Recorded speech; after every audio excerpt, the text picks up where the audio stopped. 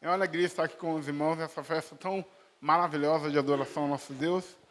E estávamos ali nos louvores, né, cantando ao Senhor, nosso coração ardia, né, da presença de Deus nesse lugar, né, da glória de Deus. E é muito bom estar aqui com os irmãos. Aqui é a única igreja fora do Reduto Batista Nacional que eu prego aqui. O pastor, creio ser o único doido que me convida, né? E eu estava ali no banco, quase que eu fiz a expressão do Jacó. O Senhor estava neste lugar, eu não sabia. Brincadeira, irmão. Deus está onde o seu povo se reúne, né? É muito bom. Quando a gente vem aqui, a gente canta canções bíblicas, né, teológicas, canções que adoram o Senhor e edificam a nossa alma, né? Então é muito bom estar com os irmãos aqui. Queria pedir para vocês abrirem suas Bíblias no Salmo de número 34, versículo 17.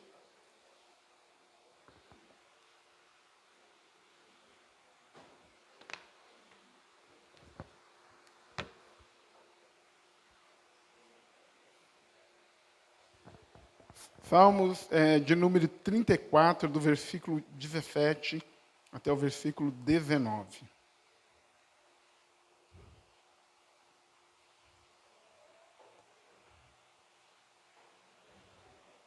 Amém? Vamos à leitura. Diz assim: clamam os justos e o Senhor os escuta e os livra de todas as suas tribulações.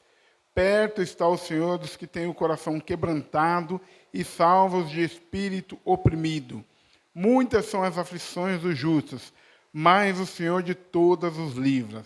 Amém? Te bendizemos, ó Pai querido, por esta noite, ó Deus, por este culto, ó Senhor. Ó Deus, por esse 15º aniversário dos embaixadores, ó Deus, do Rei. Nós te glorificamos por esses homens que têm servido o Senhor nesta obra, neste lugar.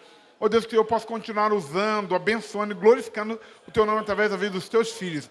Ministre Tua palavra aos nossos corações para que sejamos edificados, fortalecidos pela Tua palavra. Porque nós choramos em nome de Jesus Cristo. Amém e amém, Jesus. Amém. Podemos assentar. Queria aproveitar para parabenizar os homens dessa igreja pelo 15º aniversário. Né? É uma benção que já tem algum tempo que nós participamos aqui dos cultos com os irmãos. Aí tem os irmãos que estão aqui desde mais de década, né? Isso é uma coisa boa, né? São pessoas que, na verdade, mantêm firmeza no Senhor, né? Estão aí servindo ao Senhor com toda alegria, né? Sem essa andação, né? Alegria rever os irmãos, rever que o irmão Marcos Feitosa, né? Conhecido irmão de longa data. Alegria estarmos juntos aqui. Então, o tema que nós vamos tratar hoje é Perto está o Senhor no sofrimento. As modernas mensagens triunfalistas, eles não apresentam Deus perto do sofrimento. Eles enxergam o castigo, o azar, a falta de fé, a macumba, o diabo, mas não enxergam Deus no sofrimento. Esse salmo vai mostrar a presença de Deus em todas as circunstâncias da vida dos filhos de Deus, mesmo no meio dos sofrimentos, né? Esse salmo aqui, que é um salmo de Davi, ele conta a experiência do Davi, que foi um homem experimentado em dores, né? Ele passou muitos sofrimentos na sua vida antes de ser rei, quando era rei. Então, é um homem que conhece de aflições e de sofrimentos, né? E neste salmo aqui, ele estava fugindo do rei Saul, que queria matá-lo. Ele foi para a cidade de Gate e foi colocado diante de Aques, que era o rei de lá, porque a fama dele havia chegado lá através das canções das mulheres de Israel. E aí, então, ele se fingiu de doido para que ele não morresse. Então, essa história é o pano de fundo desse salmo que o Davi escreve. O Senhor ouve o clamor dos justos. Então, o Davi descreve aqui a atenção que Deus dá aos justos.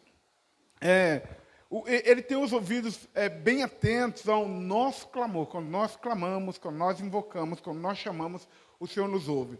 Os ouvidos do Senhor estão assim como os ouvidos de uma mãe que ouve o choro do seu bebê, reconhece que é o choro do seu bebê, que é incrível, pode ter 10 crianças chorando, a mãe reconhece o choro do bebê dela, ela identifica se o choro é cólica, é fome, é sono ou fralda cheia. Ela vai até ele e o socorre. Igualmente, muito mais do que isso, o ouvido do Senhor, o Senhor está atento ao clamor dos seus. Ele nos ouve, reconhece nosso clamor e vem ao nosso socorro e nos guarda em seu nome. É o nosso Deus que está conosco. Amém? O Davi sabia muito bem da sua retidão e da sua justiça, tanto diante de Deus como diante dos homens. Ele sabia que ele era um homem íntegro e reto diante de Deus, que ele servia Deus, temia Deus, seja lá cuidando das ovelhas do seu pai, olhando as belas naturezas que o Senhor apresentava diante dele, depois futuramente ele foi escrever os Salmos, seja lá lutando com os ursos, seja lá diante do rei, servindo ao rei, lutando as guerras do Senhor. Ele sabia que era justo diante de Deus, portanto ele pôde declarar nos seus momentos de aflições: o Senhor, os justos clamam, e o Senhor escuta e os livra, porque ele entendia que era um homem justo e temente a Deus. Davi também sabia que ele era justo diante de Deus, e que em nada ele atentara contra a vida do rei, a quem ele servia, com todo temor, com todo zelo, trabalhando pelo reino de Saul e também guerreando as próprias guerras do Senhor. Então ele sabia que nada tinha feito de mal contra aquele rei, por isso ele pôde declarar que o Senhor ouve a oração e o clamor do justo. Mas é preciso ser justo mesmo, não apenas dizer que é justo, mas de fato viver uma vida de retidão, como nos propõe a palavra de Deus, né? É mais ou menos como aquela expressão que se dizia lá da esposa de César: a esposa de César não tem que parecer, não tem apenas que ser correta, ela tem que parecer correta, né? Que existiam algumas más famas a respeito da moralidade dela, né? E o César, sem querer fazer mal, ele disse que a esposa de César tem que não apenas ser certa, mas tem que aparentar certa. Então o servo do Senhor não deve apenas dizer que é justo, ele tem que, de fato, ser justo para que ele possa clamar ao Senhor e ser atendido por Deus, né? A convicção de Davi era que o Senhor ouve e livra das injustiças sofridas, inclusive as injustiças que ele sofreu, de estar fugindo do rei, ter sido levado diante de um rei inimigo, e ele sabia que Deus podia livrar ele de todas as tribulações. O Davi estava naquela expressão que se pode dizer que foge do espeto e cai na brasa, né? Porque ele estava fugindo do rei e caiu na mão de um outro rei inimigo que queria tirar a sua vida. Então, porém, esse dito, ele não serve nem para Davi e nem para aqueles que servem ao Senhor. Porque aqueles que servem ao Senhor, eles não caem nem em espeto e nem na brasa, porque o Senhor os livra do espeto, da brasa, o Senhor os livra de todas as aflições. Em Deus nós estamos guardados para a glória do Seu nome. O Senhor livra os seus. Se você sente alguém injustiçado, que está atribulado, desesperado, clame ao Senhor e Ele o livrará. Ele livrará os justos, os justificados por Cristo Jesus. Ele vai trazer o livramento de todas as tribulações, porque é o que nos declara a palavra de Deus. Perto está o Senhor no sofrimento.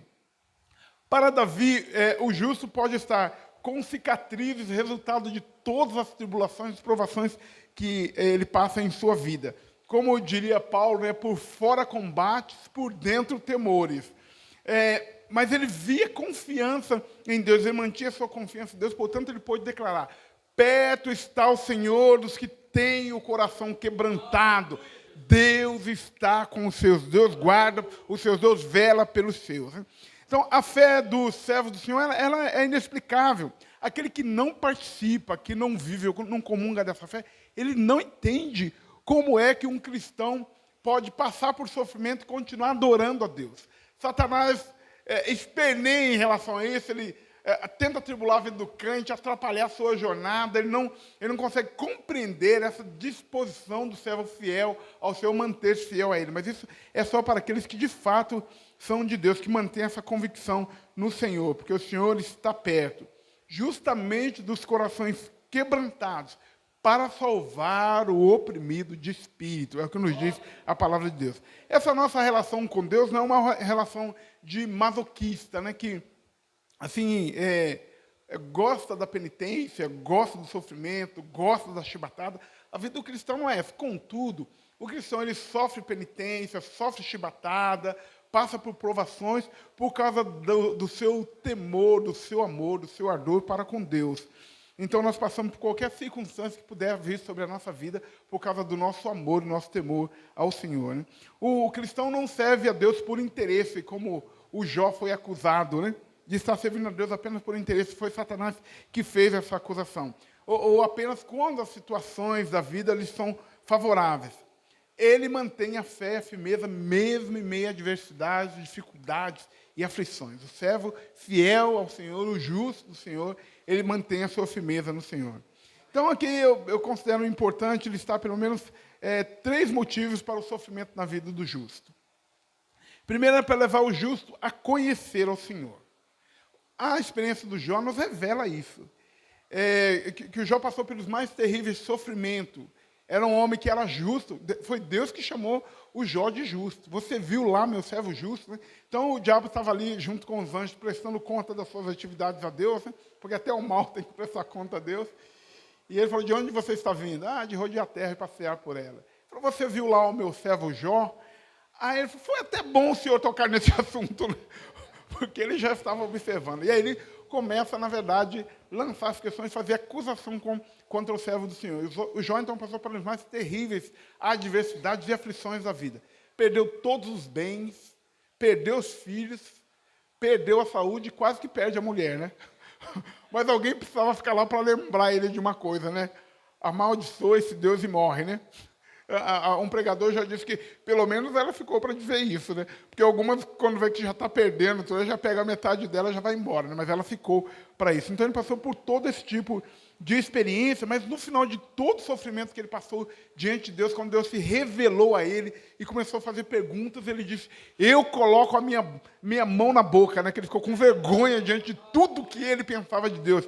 E aí ele pôde dizer, antes eu te conhecia de ouvir falar, mas agora de contigo andar. Essa experiência de aflição trouxe crescimento, amadurecimento, e o Jó pôde conhecer a Deus não pela teoria, não pelas informações que eu vi sobre Deus, mas pela experiência, por andar com o Senhor no meio do sofrimento. Ele viu Deus no meio do sofrimento e ele saiu um homem transformado, conhecendo a Deus pessoalmente. Aleluia! Louvado seja o nome do Senhor. As aflições servem também para revelar as obras de Deus. Lá no Evangelho de João, no capítulo 9, um cego estava lá à beira do caminho pedindo, e os discípulos olharam e disseram, Senhor, quem foi que pecou? Ele e os pais dele, para que ele se lhe sucedesse. Porque todos era a crença, né, de que o sofrimento é consequência do pecado. Há casos que sim. Né? O outro paralítico lá, Jesus falou assim, olha, não peques mais para que não aconteça algo pior. Né? Eu conheço a sua vida, eu sei o que você andou fazendo. Então, se você pecar, vai acontecer coisa pior. Mas a história desse cego é que ninguém havia pecado, nem ele nem os pais. Ele nasceu já com essa deficiência visual. E aí Jesus disse, não foi ele nem os pais, mas foi assim para que se manifestasse nele as obras de Deus.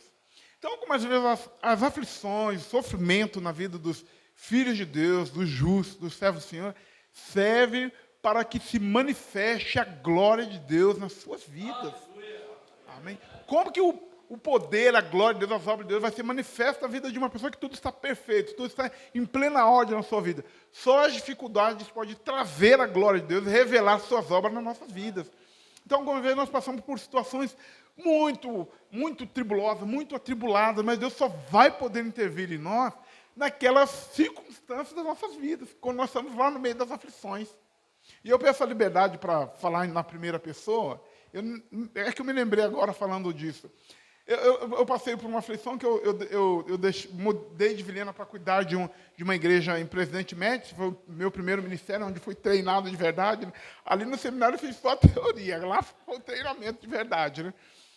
E aí, quando eu fui para lá, vendi a minha casa aqui, fiquei sem casa, morava no Bodanés, e depois voltamos, depois de 4 anos e meio, porque eu não sabia que voltaria para cá.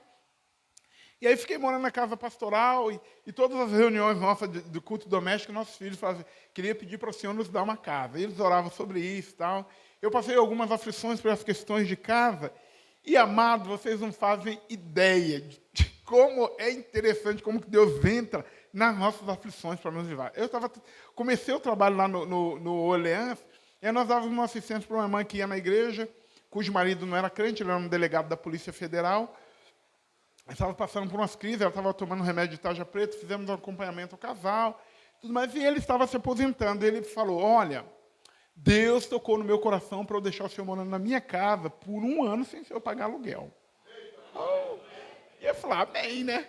E aí, tal, aceitei, e ele falou assim, eu gostaria muito que o senhor comprasse. Aí eu falei assim, pensei comigo, eu não tenho condições, Deus sabe, eu não tenho, sem possibilidade, começando uma igreja do zero, sem recurso nenhum. Irmãos, você não há de ver como que Deus trabalha no meio das nossas aflições. Aí um dia eu olho lá no Facebook, meu irmão mais velho, ele trabalha com consórcio de imóveis, perguntei, como que é isso? Me explica. Ele me explicou. Eu falei, eu vou fazer um. Aí eu fiz. E esse senhor, quando ele me cedeu a casa, ele disse, olha, se por acaso eu vender a casa antes, eu pago o aluguel para completar um ano que eu prometi. Eu falei, e ele não era o crente, hein? Ele não era o crente. Fiquei admirado como é que Deus move, né? E aí eu fiz o consórcio, aí passaram ali 3 meses, aí a esposa ligou, pastor, nós estamos muito tristes, porque vamos ter que vender a casa, queríamos tanto que o senhor comprasse. Falei, irmã, fica tranquilo, Deus está no controle, pode colocar a placa. A imobiliária foi lá, colocou a placa, o pessoal foi lá fazer vistoria. Na semana seguinte, o meu consórcio foi contemplado na 3ª pedra. E não é uma coisa assim, contemplada, não. Porque a pessoa que foi contemplada, ele disse no consórcio que ela não queria tirar o bem. E a moça falou para o meu irmão, eu nunca ouvi alguém dizer que não quer tirar o bem. E aí foi procurando da 38 até 45, onde era a minha pedra. Eu fui contemplado, comprei a casa que estava morando. E o moço ainda fez o seguinte, ele me deu R$7.000 de oferta. Falei, vou investir na sua vida, porque eu sei onde eu estou investindo. É Deus, para a glória de Deus. Eu estou há 8 meses de concluir o pagamento da minha casa. Vou terminar em novembro, para a glória de Deus. Amados, se nós não tivermos aflições, Deus não tem como agir na nossa vida. Se estiver tudo certinho na sua vida, Deus não tem nada para fazer. Então, as aflições servem para que Deus possa revelar suas obras. Deus revela as obras dele nas nossas vidas quando nós estamos em aflição, em dificuldade. Então, para isso também que servem as aflições na vida do povo de Deus. As aflições, ela também contribui para a humildade daquele que já conhece o Senhor. Quem não conhece, Deus se revela. Quem conhece, Deus o torna humilde. E eu vou fazer a leitura desse texto, porque eu acho que é muito oportuno, porque conta a história do apóstolo Paulo em todas as suas tribulações e aflições que ele passava, e a oração que ele fez a Deus por conta do espinho na carne. Ele diz a seguinte palavra em 2 Coríntios capítulo 12, versículo 7. 2 Coríntios 12, versículo 7, a seguir ele diz assim, e para que eu não me ensoberbecesse, com a grandeza das revelações, foi-me posto um espinho na carne, um mensageiro de Satanás, para me esbofetear, a fim de que não me exalte. Por causa disto, 3 vezes pedi ao Senhor que afastasse de mim. Então ele me disse, a minha graça te basta, porque o meu poder se aperfeiçoa na fraqueza. De boa sorte, pois, me gloriarei nas fraquezas, para que sobre mim repouse o poder de Cristo. Pelo que sinto prazer nas fraquezas, nas injúrias, nas necessidades, nas perseguições, nas angústias, por amor de Cristo. Porque quando eu sou fraco, então é que sou forte. Aleluia! As aflições, as tribulações servem para tratar o nosso caráter, nos tornar mais humildes. Porque alguém como Paulo, que já tinha toda a cultura que tinha, ele veio encontrar com o Senhor, depois de receber as revelações do 3º céu. Não dá, irmãos, a vaidade vai inundar esse coração, né? Ele ia estar andando nas nuvens. Diz que as aflições que vieram sobre a vida dele, um mensageiro de Satanás bofeteava ele todo dia para lembrar ele de como fraco ele era, né? Mesmo melhorando, disse, você não vai ser atendido, porque a minha graça te basta. Você precisa disso, Paulo. Você precisa desse espinho na carne. E algumas vezes Deus permite o espinho nas nossas carnes para nós não nos vangloriarmos, irmãos. Porque Deus começa a nos usar, Deus começa a nos abençoar, fazer prosperar, e aí o crente fica, eu sou bom, eu sou tal, eu sou intelectual, eu sei fazer negócios, eu sei ser pastor, e aí Deus manda um espinho na carne para ele lembrar quem ele é, e que a glória é de Deus. Ele diz, por isso eu sinto prazer nas fraquezas, eu gosto de aflição, porque é nelas que eu lembro quem eu sou, e lembro também quem é Deus. Aleluia. Portanto, as aflições nos ajudam nisso, para a glória de Deus, para que nós possamos crescer em Cristo Jesus. O Senhor livra os justos no sofrimento. O Davi, ele não economiza plural para qualificar as aflições do justo. Ele não disse que o justo não tem aflições, ou que tem poucas aflições. Ele disse, o justo tem muitas aflições. Então ele foi extremamente generoso no plural para dizer que, para quantificar a quantidade de problemas que nós vamos ter, de aflições que nós vamos ter na vida. São muitas aflições do justo. Quem quiser viver uma vida piedosa, justa, reta, ele terá muitas oposições. O apóstolo Paulo fala disso, que vai enfrentar oposições. É por isso que ele diz que muitas são as aflições do justo, né? O justo tem como que um alvo de flecha ou de arma sobre as suas costas. Todas as flechas querem ir sobre ele. Ou ele é como um para-raio, né? Todos os raios querem cair sobre ele. E nesse caso aqui, dois raios caem no mesmo lugar mais de uma vez, né? Porque ele, na verdade, ele se torna um para-raio. Então, ele é justo, ele é correto. As aflições, as setas, os raios, sempre virão sobre eles. Mas fique em paz, porque nós queremos falar do livramento que o justo experimenta no Senhor. Sendo livre de todos os raios, de todas as flechas que vêm sobre a sua vida. Mas Jesus sempre animava os seus discípulos. Ele dizia, olha, vou animar vocês. Fique tranquilo, no mundo vocês terão aflição. Essa é a palavra de consolo. Eu gosto dessa transparência, dessa verdade de Jesus, né? Ele sempre joga direto com os seus discípulos, com os seus ouvintes. Ele não engana ninguém, né? Assim, no mundo vocês terão aflição. Mas aí ele dá uma boa notícia. Mas tem de bom ânimo. Eu venci o mundo. E em Cristo nós somos mais do que vencedores. Então, o Davi reflete todas as aflições da sua vida, sejam elas as pequenas ou as grandes, de matar um leão, um urso, um Golias, de trabalhar em todas as guerras, de fugir do seu rei, de encontrar outro rei que queria persegui-lo, mas ele entendia que nessas aflições ele podia experimentar o livramento de Deus. Deus poderia livrar o Davi, ou seja, não permitir que as aflições viessem sobre a vida dele? Não. Ele podia livrar como livrou das aflições, nas aflições, mas ele não livrou das aflições para que elas não viessem sobre a vida dele. Talvez seja assim uma das frustrações ou decepção dos cristãos que perguntam, por que Deus me deixou passar por essa aflição? Então, assim, só puderam entrar na lista dos heróis da fé de Hebreus, capítulo 11, aqueles que passaram por aflições e foram livres nas aflições. Os que não tiveram essas aflições não estão naquela galeria. Então, se querem estar na galeria dos heróis da fé, é preciso passar por algumas aflições. Então, aqui, a título de exemplo, nós vamos relembrar apenas de 3 personagens que passaram por aflições e entraram naquela galeria lá dos heróis da fé. O José no Egito, né? Deus não o livrou de ser lançado no poço pelos irmãos, vendido como escravo pelos irmãos, depois vendido no Egito, mais tarde injustiçado pela mulher do seu senhor, lançado na prisão por essa injustiça, esquecido na prisão. Mas ele não estava só. Deus estava com ele no meio da aflição. Deus estava junto, sustentando o seu servo, guardando o seu servo. E, por fim, Deus também estava treinando o seu servo para governar o Egito.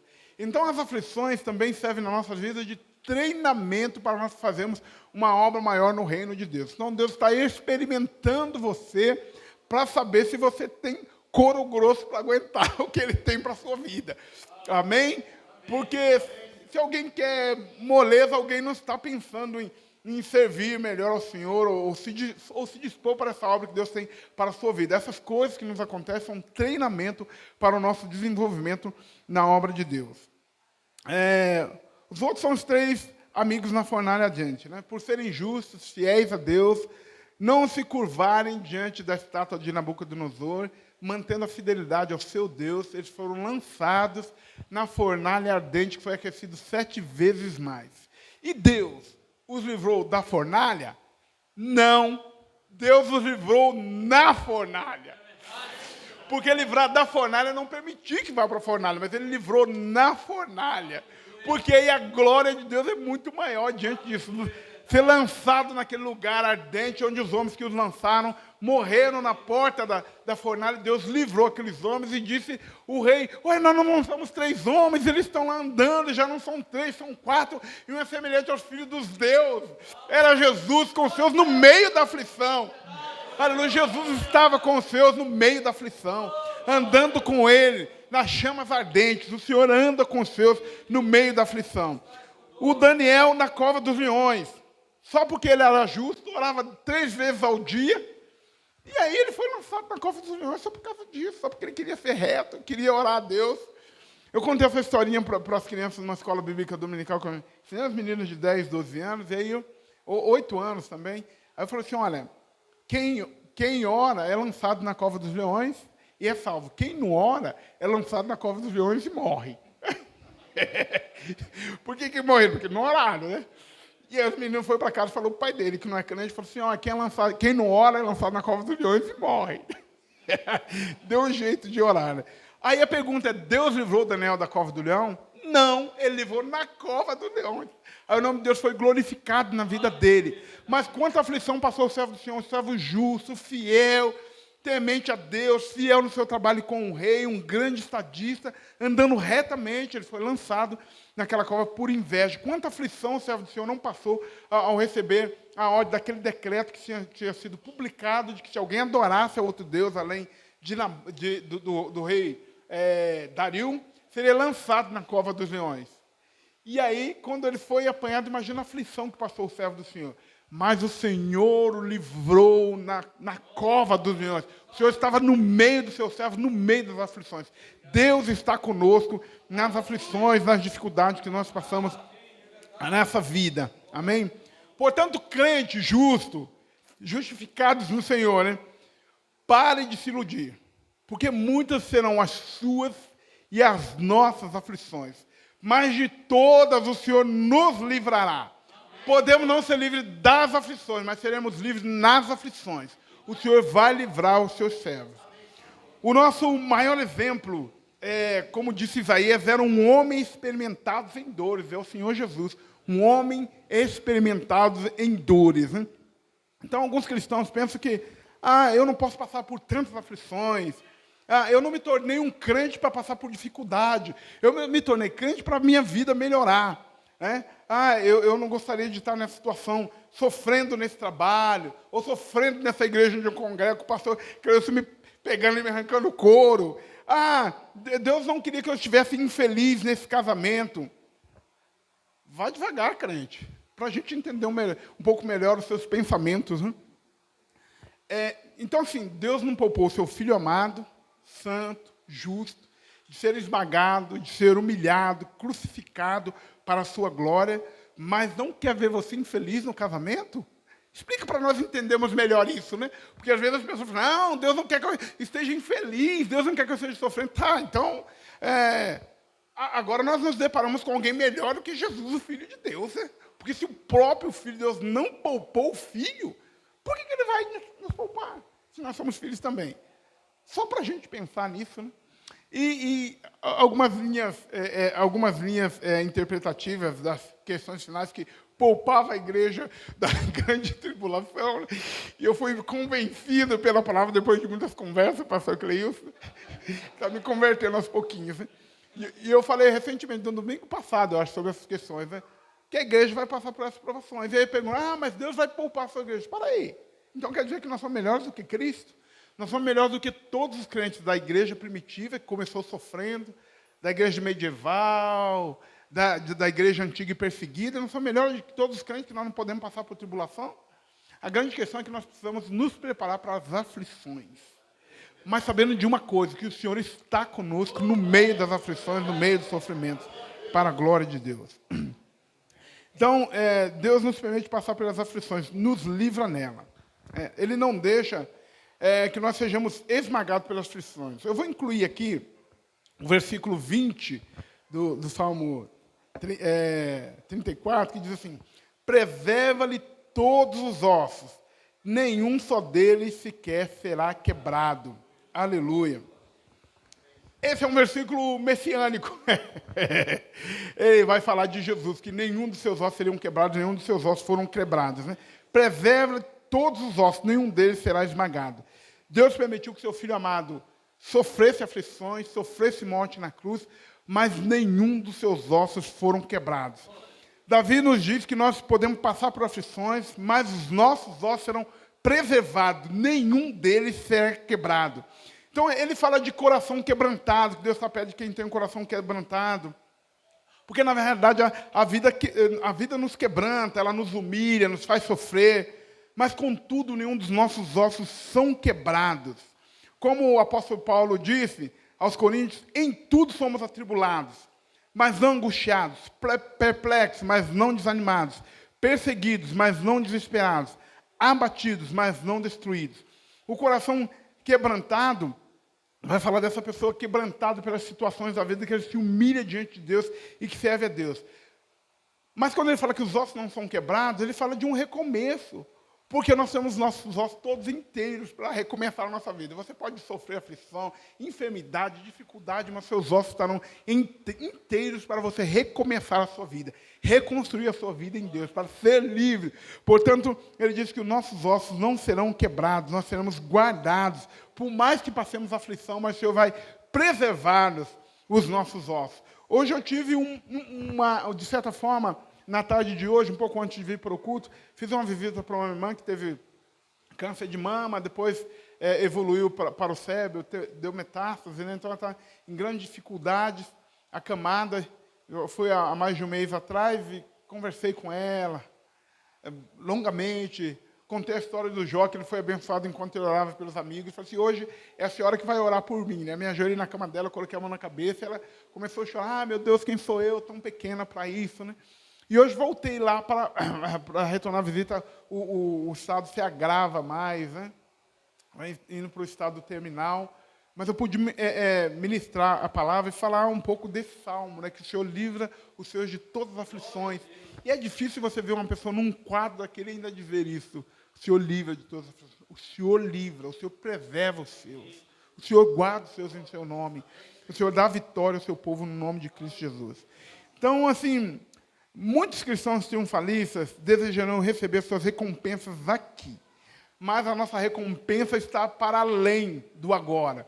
É como diz aí, o já e o ainda não, né? Nós já recebemos, mas ainda não. Nós ainda temos um tempo. Mas uma coisa deve nos consolar, que o Senhor está perto de nós nos nossos sofrimentos. Aleluia. E eu encerro com uma história que possivelmente você pode ter ouvido já, quem sabe você conheça. É uma história de missões. Um casal de americano que estava na China fazendo a obra missionária, e lá naquele país que ainda é restrito à proclamação do Evangelho, foram presos, ele foi torturado, teve as pernas quebradas, sofreu muito por conta do Senhor e pela pregação do Evangelho. Mas passou o tempo lá, cumpriu a missão dele, e depois de 50 anos ele voltou para a sua casa, para os Estados Unidos, aposentado. Então ele estava indo ao navio, quando estava chegando perto do cais, aí ele viu lá uma orquestra, armada bem bonita, tapete vermelho e flores. Ele ficou todo feliz com a recepção que estaria recebendo. Ele estava na terceira classe, e quando ele saiu lá, que os últimos a sair, não tinha mais banda, não tinha mais tapete vermelho, só flores pisadas, né? Então ele percebeu que a homenagem, a recepção não era para ele. Foi para casa triste, a sua casa simples, que havia sido deixada, ficou ali, não aparece nenhuma comitiva da igreja, nenhum crente para parabenizá-lo pelos 50 anos de trabalho, para estar com ele, confraternizando e nada. Aí um dia ele ficou muito aborrecido e falou para a esposa dele, pergunta para o seu Deus se é assim que nós somos recebidos quando nós chegamos em casa. E aí ele saiu, abriu a porta, bateu, saiu para andar, andou longas horas e voltou. A esposa estava lá fazendo uma atividade na pia, e aí ele chegou e falou, e aí, perguntou para o seu Deus, ela de costas estava, de costas perguntou. Ela respondeu, sim, eu perguntei. E o que ele disse? Ele disse que nós ainda não chegamos em casa.